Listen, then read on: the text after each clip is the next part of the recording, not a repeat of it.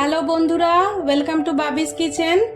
চলুন আপনাদের সাথে একটা রেসিপি শেয়ার করি, সেটা হচ্ছে ঢ্যাঁড়স দিয়ে পোস্ত। এখন তো গরমকালে ঢ্যাঁড়স আর ঝিঙে এইসবই খেতে হবে, তো তার জন্য একটা কড়াইতে খানিকটা তেল গরম করে নিচ্ছি।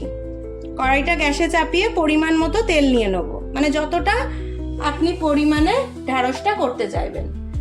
ঢ্যাঁড়সটা এরকম অল্প ছোট টুকরো করে কেটে নেব, মানে কোনোটা হয়তো হাফ, ছোট ঢ্যাঁড়স হলে হাফ করে নেব, আর একটু বড় হলে 3 টুকরো করে নেব। তো প্রথমে তেলটা গরম হলে আমি একটুখানি কালো জিরে ফোড়ন দিয়ে দেবো। বা যে যেরকম ভাবে করতে চান করতে পারেন, কিন্তু আমি নিরামিষের দিনে ঢ্যাঁড়স পোস্ত একটু এরকম ভাবেই করি, পেঁয়াজ টিয়াজ দিই না। একটুখানি কালো জিরে ফোড়ন দিয়ে দেবো। ফোড়নটা হয়ে এলে কেটে রাখা ঢ্যাঁড়সগুলো দিয়ে দেবো। প্রথমে তো ঢ্যাঁড়সটা ধুয়ে তারপরে আমরা কাটবো। আমরা সবাই জানি ঢ্যাঁড়স ধুয়ে কাটতে হয়, না হলে জলে লাল লেড়িয়ে যায়। এবার ঢ্যাঁড়সটা ভাজতে থাকবো। কালো জিরে ফোড়ন দিয়ে ঢ্যাঁড়সটা তেলের মধ্যে নাড়াচাড়া করতে থাকবো। এবার এতে দিয়ে দেবো পরিমাণ মতো নুন আর হলুদ। গরমকালে পোস্ত খেতে সবার ভালো লাগে, আর পোস্ত আপনারা যাতেই দেবেন সেই সবজিটা আলাদা রকমের স্বাদ খুলে যায়। আমি এটার মধ্যে পেঁয়াজ দিলাম না, নিরামিষ করেই দেখাচ্ছি। আবার অনেক সময় পেঁয়াজ ফোড়ন দিয়ে ঢ্যাঁড়স পোস্তটা হয়, সেটাও খেতে খুব ভালো লাগে, কিন্তু আমি এটা নিরামিষ করেই দেখাচ্ছি। এবার নুন হলুদ দিয়ে ঢ্যাঁড়সটা ভাজতে থাকবো। চলুন তার মাঝে এবার পোস্তটা বেটে নেওয়া যায়। অনেক বন্ধুরাই আমাকে বলেন যে মিক্সিতে পোস্ত বাটা যায় না। চলুন আপনাদেরকে মিক্সিতে কিরমভাবে পোস্তটা বাটতে হয় সেটা দেখাই। সুন্দর মিক্সিতে পোস্ত বাটা হয়ে যায় নরম করে। এটা একটু ঢেকে ভাজা ভাজা করে নিই। চলুন এর ফাঁকে পোস্তটা বেটে নিই। অনেকেই বলে থাকেন বা ভেবে থাকেন যে মিক্সিতে ভালো করে পোস্তটা বাটা হয় না মিহি করে, কিন্তু আমি আপনাদের দেখাবো কিভাবে মিক্সিতে সুন্দর করে পোস্তটা বাটা হয়। তো মিক্সিতে খানিকটা পোস্ত নিয়ে নিয়েছি। আমার ঢ্যাঁড়স পোস্তর জন্য যতটা যা পোস্ত লাগবে সেই পরিমাণ মতো পোস্ত নিয়ে নিয়েছি। তার সাথে 4 থেকে 5টা কাঁচা লঙ্কা দিয়ে দেবো। 4 থেকে 5টা কাঁচা লঙ্কা দিয়ে দেবো। এবার এটাকে শুকনো আগে ঘুরিয়ে নেবো মিক্সিতে।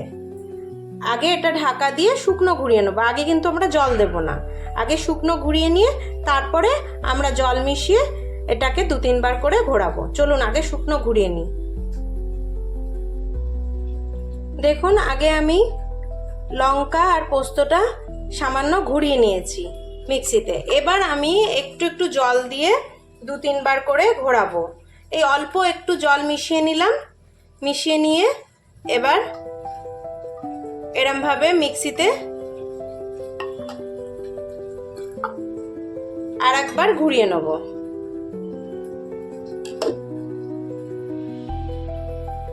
দেখুন বন্ধুরা, জল দিয়ে 2 বার ঘুরিয়ে নেওয়ার পর কি সুন্দর মিহি বাটাটা হয়েছে। প্রথমে আপনারা কাঁচা লঙ্কা আর পোস্তটা শুকনো ঘুরিয়ে নেবেন। ঘুরিয়ে নেওয়ার পরে তারপরে জল দিয়ে দিয়ে বাটবেন সুন্দর। তারপরে বাটাটা এরকম হয়ে যাবে, মিক্সিতে সুন্দর পোস্ত বাটা হয়ে যাবে। চলুন এবার আমরা দেখে নিই ঢ্যাঁড়স ভাজাটা কত দূর কি হলো। চলুন দেখে নিই ঢ্যাঁড়সটা কিরকম কতটা ভাজা হলো। দেখুন ঢ্যাঁড়সটাও ভাজা হয়ে গেছে, নরম হয়ে গেছে, তেল ছেড়ে দিয়েছে। এই ঢ্যাঁড়স পোস্তটা নিরামিষের দিনে খুব সুন্দর লাগে। ডাল ভাত একটু ঢ্যাঁড়স পোস্ত একদম জমে যায় যাকে বলে। শনি মঙ্গলবাররা অনেকেই নিরামিষ খান, বা বৃহস্পতিবার অনেকেই নিরামিষ খান, তখন আপনারা এটা বানাতে পারেন। বানিয়ে জানাবেন কেমন লাগলো রেসিপিটা।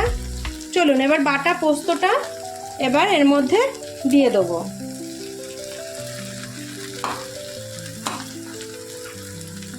পোস্তর তো অনেক দাম, তাই একদমই অপচয় করা উচিত নয়, নষ্ট একদম করা যাবে না।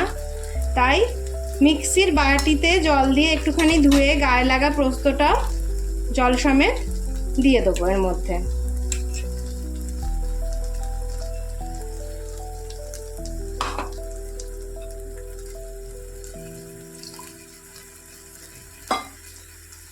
এবার এই পোস্তটা ঢ্যাঁড়সের সাথে মাখিয়ে নেব, কষিয়ে নেব।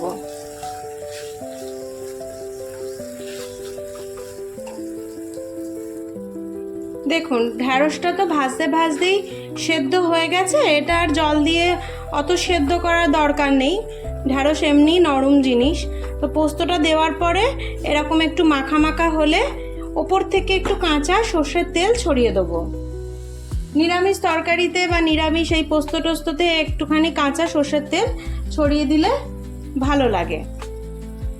আপনারা এইভাবে ঢ্যাঁড়সটাকে বানাবেন, বানিয়ে অবশ্যই আমাকে জানাবেন কেমন লাগলো রেসিপিটা।